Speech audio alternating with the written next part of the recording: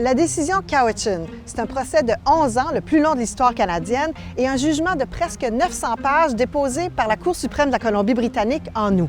Ce jugement historique prend énormément d'importance dans l'actualité provinciale et suscite énormément d'inquiétudes, surtout auprès des propriétaires privés. Mais qu'est-ce que c'est la décision Cowichan? Je suis à Richmond, en Colombie-Britannique, dans l'embouchure du fleuve Fraser. Avant 1874, chaque été, les Cowichan arrivaient de l'île de Vancouver pour venir ici pêcher et chasser et s'installer le long de la côte dans une cinquantaine de maisons longues. Ils ont dû arrêter parce que les terres ont été distribuées par la couronne. Les Cowichan, aujourd'hui formés de 5 nations autochtones, demandent donc un titre ancestral sur leur ancien village et un droit de pêche. La juge Barbara Young leur accorde ce droit de pêche et un titre ancestral exclusif sur une partie de la zone revendiquée, un peu plus de 3 km², et elle dit dans son jugement que les titres de propriété actuels sont donc invalides. En ce moment, sur la zone touchée, il y a des terres fédérales gérées par l'autorité portuaire Vancouver-Fraser et il y a une zone industrielle qui appartient à la ville de Richmond. Mais ce qui rend la décision importante et unique, c'est qu'il y a aussi des résidences privées.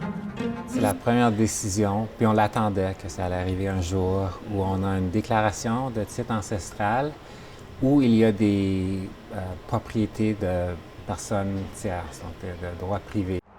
Dans la zone du titre ancestral accordé par la juge, il y a une portion de cette route numéro 6 où il y a une trentaine de résidences privées, des commerces, une partie d'un terrain de golf et des fermes de bleuets.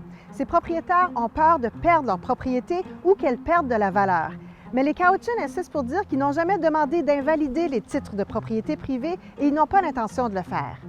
Il reste quand même beaucoup d'incertitudes parce que la juge a dit oui, les titres de propriété sont invalides, mais il est possible de les faire coexister avec le titre ancestral. Vous avez 18 mois pour trouver une façon de le faire.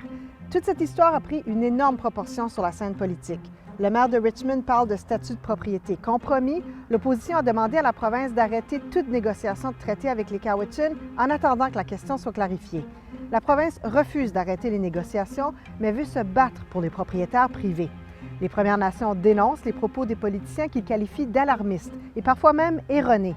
Et certains craignent une montée du racisme. People are looking over at them saying, the damn natives they're taking our land here. Une chose est certaine, cette cause a besoin de clarification et elle pourrait même être appliquée ailleurs, là où il n'y a pas de traité négocié, donc majoritairement en Colombie-Britannique. La cause Cowichan a commencé en 2014, mais elle risque de durer encore longtemps parce qu'elle pourrait se retrouver devant la Cour suprême du Canada.